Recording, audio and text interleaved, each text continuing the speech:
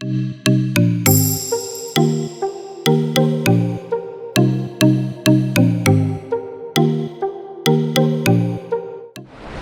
and welcome back to another video. Today you catch me out on the rocks and I'm targeting some conger. Now, the reason why I'm targeting conger tonight, because what I've read up about the pressure and stuff like that. I'm probably reading way too much into it, but guys, you let me know down in the comments if what I'm about to say makes sense to you also, for you fishermen out there. Now, I read up that if it's low pressure or high pressure, like really high pressure or really low pressure, the fish with big swim bladders tend to not feed when it's high or low pressure. If that's true, then I've done the right thing tonight by coming out for some conger. Now, I know congers can last a long time out of water, so I'm assuming their swim bladders are different compared to cod. So that's why I've come out to target the conger tonight. I've come out back on the same mark that I caught my first conger on not too long ago. I've brought out a new reel. Well, it's not new. I got it off a friend to try out, and I wanted it. I got it specifically for congers, to crank in the congers. Now, there's something wrong with my Slosh 30. I'm going to take it to a guy that I know that knows how to service reels and fix his reels. So I'm going to take it to him. He's going to have a look at it and see if I can get it sorted. But in the meantime, I've got this one. This one right here is the Shimano Calcutta 700S. And maybe just see it there. I've loaded that up with £30 straight through. Well, it's actually 33, but £30. The reason why I decided to get this reel is because it's a big cranking reel, you know what I mean? And for conger reels on this mark and other marks in my local area, you don't need to cast far, and with that reel you're not going to get far anyway. Well, you can get a good distance, but this reel is really beat up, as you can tell. And when I first got the reel and I opened it up to have a look inside, it was disgusting inside. Like, it hadn't been serviced for a long time. So I cleaned it the best I can, but it's still not sounding and running great. So I'm going to take it to the same guy that's going to fix my Slosh 30 and see if he can also fix this as well. So then I've got two big cranking reels for my conger fishing, and then I've loaded that up with the Lead Icon M Sport Power, the big beast that caught my first ever conger. Wish me luck, and we'll see what happens. For baits, I'll show you them now. And there you go, guys, these are the baits. Now, I have brought some cartwing with me. I can probably get two big baits out of there, split it in half, and there's two big conger baits there. Or I could probably just use the whole thing as a conger bait, to be honest. But I've got 3 joeys left. I've got 1 joey out at the moment, and I've got 3 joeys left, and I've got that cart. Now, what I'll probably maybe end up doing is I'll maybe flapper one of these joeys and shove the cart inside the flapper, whip it in, just to make it a big fat mackerel full of cart, and I'll scope that out and see what happens with that, because I've had friends local catching congers with cart. So yeah, I'm gonna give it a try. Right, you're probably wondering where's the Mersey River video that I promised. Now, I did leave a comment on my community page. For some of you seen it, some of you didn't, but I just want to apologize. I did get really sick a day before I was supposed to go, and I decided I'm not going to be able to fish it comfortably. I'm not going to enjoy it, so I decided to knock it on the head and postpone it. Now that I'm sort of better, is it a good idea to come out fishing at night when it's freezing? No, it's not, but I did it anyway, just for you guys. I'm doing this video for you guys. But I am gonna go down to the Mersey, but I just don't know when. Me and my mate were thinking about going down on the 4th of December. Unfortunately, the tides, the size of the tides for the 4th and 5th of December are massive, and I've been told by numerous anglers down there, if you fish the Mersey when it's running fast on a big tide like that, you will never hot bottom. So it's a waste of time, guys. So I'm going to postpone it until January, after New Year, and I promise in January, sometime in January, I will definitely go down, I promise you. But for now, we're fishing here, and then I have got another day where I might be fishing over the heads down in Fleswick Bay. So keep that in mind also. Rig came back, well, didn't come back, got snagged and snapped off. So I'm just gonna, while I can, just in case I lose any more, I'm gonna show you this new design of the pulley rig that I've done. So yeah, so we've got there's the kicker from Trident that I'm using now. Got that up to Gemini, a bit of a bead there, going up, and then up to the main line clip there with the swivel, another bead, and then instead I've just tied a knot there so it can't go any further, and that's basically all I've done. Instead of tying a swivel there and having a separate trace, I've just tied a knot. Now I have seen people land 80+ pound halibut on a pulley rig just like this, but of course with 150 to 200 pound mono. But this is 100 pound, and I'm sure I can get away with it with a conger. Now, hopefully anyway. Now for the hook size this time, I've got a 6/0 there. I have downsized them a little bit. I did have an 8/0 when I got that big conger, but this is a 6/0 Sakuma Manta extra, and that's a 4/0 Sakuma Manta pennel hook. So yeah, and there's a full joey mackerel. They're not massive joeys, of course, but it's perfect for what I'm doing. But yeah, I'm gonna go and lob this out now. I have got a plain lead, well, sort of a plain lead on. I've left one wire in. We'll see, we'll just test everything out. But yeah, I'm gonna go and go over onto that rock there, that rock right there, as you can maybe see. I'm gonna go and jump on that rock, and I'm gonna cast it out as far as I can. Right guys, I've just had a massive bite, and I'm gonna go and see if I've got it now.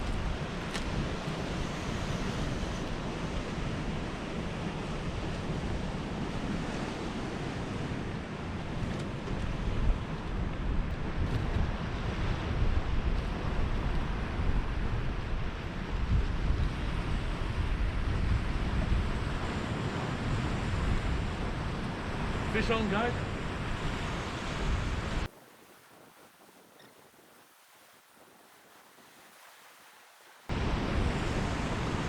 Well, guys. Got a nice little strap conger eel there. Nice one. Absolutely wonderful. Right. Oh. It's alright, it's in a rock pool right now. Oh. kind of a little bit excited there. Right, let's go and have a look at him or her. Right, where's he at? There he is, look. Nice little strap, maybe 2 pound, 3 pound maybe. Lovely. Right, I'll get him unhooked. I'll give you a better show. Right, so I've unhooked him. Here he is. There you go. A nice little conger eel, maybe 2.5, maybe 3 pounds, something like that. But yeah, fantastic creatures. Look at them. That's the head. Look at the head on that. Now, them little like tube-looking things on the end of its snout there. That's what it uses to home in on its prey, on its food.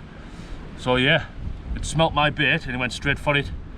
But yeah, look at all the marks on it. Like you can definitely tell it's definitely a rocky conger, likes to live in the rocks. Nice big eyes on it. Right, we're going to stick it in this rock pool, let it recover for a little bit, and then we'll release it. Lovely. We're off the mark again. Well, there you go. Yeah, it's weird, isn't it, how as soon as you get one you start getting more, and you start getting them a bit easier. It's sod's law, you can't ride it like. Right, that conger was caught on that pulley rig that I showed you with the knot through it, so you can land fish if you've tied a knot in your line. So I know there was a couple of, I bet you, if, admit it guys, in the comments right now, I want you to put in the comments if you were the one of the skeptical ones that said when I showed you that rig and I showed you that I tied a knot in the line instead of tying a swivel on. If any of you guys right now that have watched it were watching that part and shaking your head saying, oh, that won't work, you'll lose fish, blah blah blah, proved you wrong, didn't I? But be honest, write down in the comments if you were one of them. But I've just proved you can't catch fish on a rig if you tie a knot in it. But yeah, that was caught on that pulley rig, full joey mackerel, and yeah, that's basically it. It was caught on the pennel hook, believe it or not. The main hook wasn't even embedded in the fish at all. It was just hanging from the side of its mouth. It actually swallowed the pennel hook. I managed to get it out, no problem at all. It was a bit deep, but I did manage to get it out. I was very close. I had long-nosed pliers, thank God.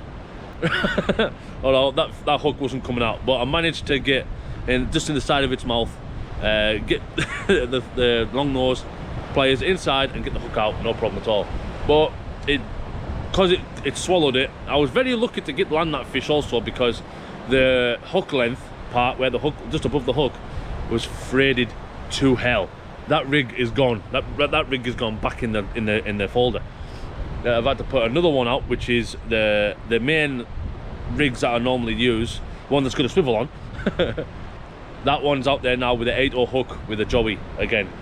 And yeah, now we're back out fishing again, and let's see if we can maybe pull out another one. For baits, I've got one joey mackerel left, and I've got cartwing left. I've got a big lump of cartwing left, and what I'm going to do is I'm going to fillet the joey mackerel that I have.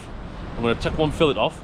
I'm going to use that fillet and a bit of cart, whip it together on the bait mate that I have.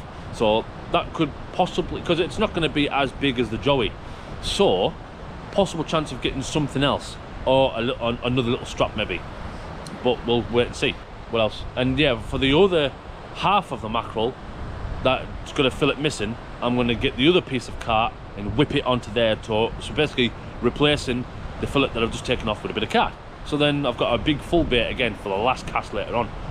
But this bait now, it's been out like 20 minutes, and I was getting some weird finicky bites earlier, like really soft finicky bites, so I'm thinking there's possibly a crab on it, but I won't see. I don't like, oh. I thought there was somebody coming behind me, but it's my light on the floor. I filleted the joey, and this is the cartwing already defrosted.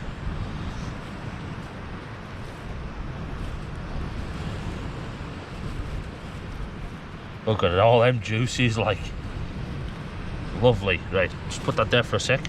Don't worry, I'll put it back in my bag. Right, so what you need to do now is I'm gonna cut it in half, long ways like that, and then that half can go back on the plastic. This half is going to go on top of that mackerel fillet there, look. And then a bit of elastic.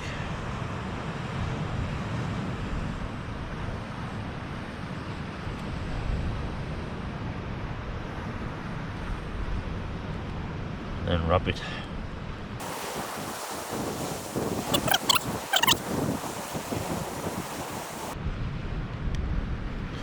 And then basically what you're supposed to do is push it off. If you do it like that, if you grip it like that, you can move the elastic with your hands also, you know what I mean? Just do it nice and gently, nice and slowly, and there you go, nice juicy bait right there. So that's one bait, and the next bait will be the rest of this joey with the tail off, of course. So the other piece of cart will go on top like that. Am I recording? Yes, I am. Sorry, I thought I wasn't recording there because I can't see the light, because I've got the windbreaker on the camera, so I can't see the little light blinking. And then you whip that piece of cartwing on the mackerel that you've just filleted.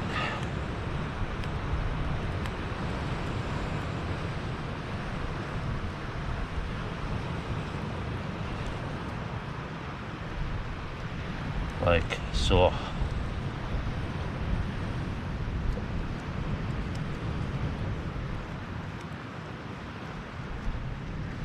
So in here you've got a mixture of carp wing juices, mackerel juices. The guts are still in the mackerel, but look at that.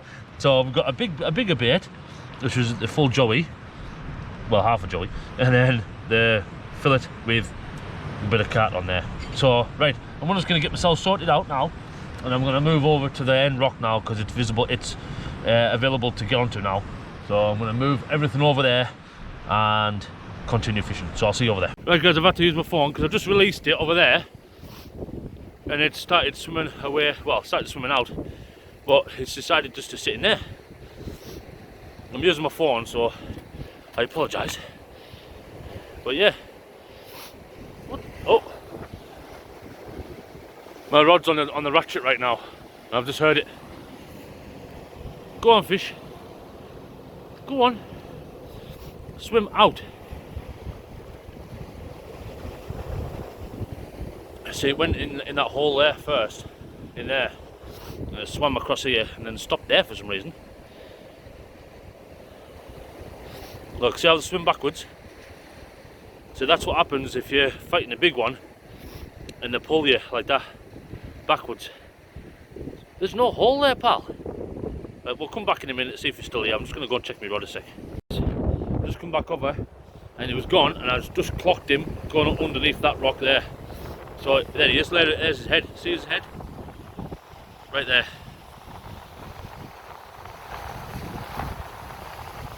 He stuck his head out. Where's he gone?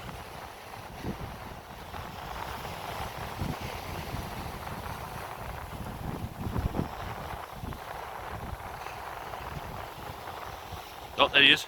Back out the hole. He'll find his way out. Right, turn right, turn right. No, you're coming back on your silly daft kid. I'm sorry, but these congers are dumb. That way. That's it. Keep following it. Keep following the edge of the rock and you'll find your way out. Right. Back to fishing. Okay, we've moved onto the top of that rock. I already casted out the fillet and the cart, and unfortunately I got a species that I didn't want.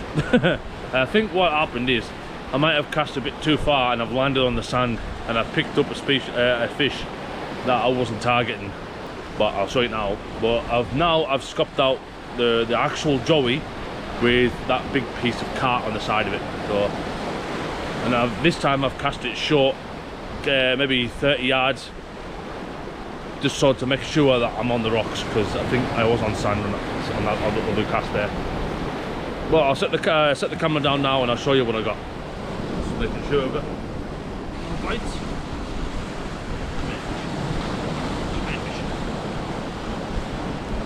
And yes, we've got ourselves a dogfish. This little, you know what, picked up the cart and mackerel fillet on the edge of the sand and rocks there. But like I say, a massive rock pool there, you can go in there. And he's away. Okay, I'm going to bring this rod in now and check the bait and see what we're going to do.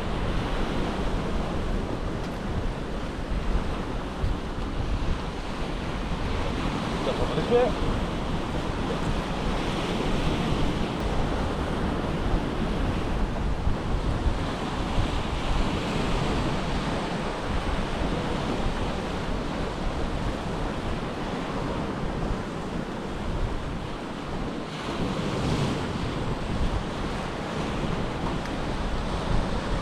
Right, that's been well and truly crabbed, I think, because that was massive, that bait. Yeah, still a little bit of bait left, but not a lot. Just been a couple of crabs nibbling it, I think.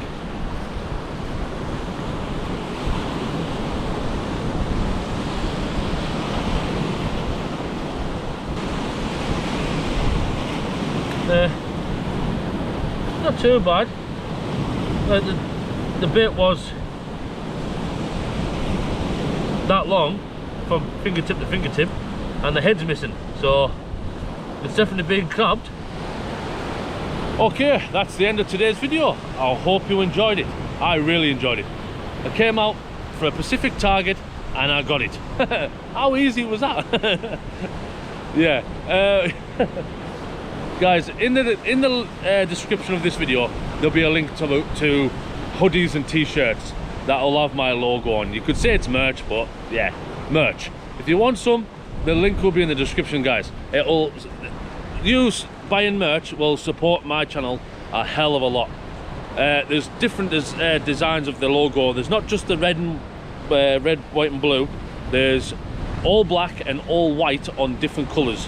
So you can go and have a look. Tell you what, just click on that link and go and have a look and see for yourself. And if there's anything there that you like, cop yourself some, and when you get it, send me a selfie with you wearing it. I would really enjoy that. And also, if you haven't subscribed yet, please do, because I checked on my analytics of my channel the other day, and I noticed I've got believe it or not, 72% of the viewers watching my videos are not subscribed. What are you doing? Subscribe. Just click on that subscribe button right here.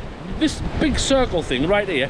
Click on that, and then you go out and subscribe to my channel. It's completely free, guys. Completely free. And then if you haven't watched any of these videos yet, click on them and watch them for me. I'd really appreciate that. Guys, thank you very much for watching, and I'll see you next time on Earl's Fishing Adventures.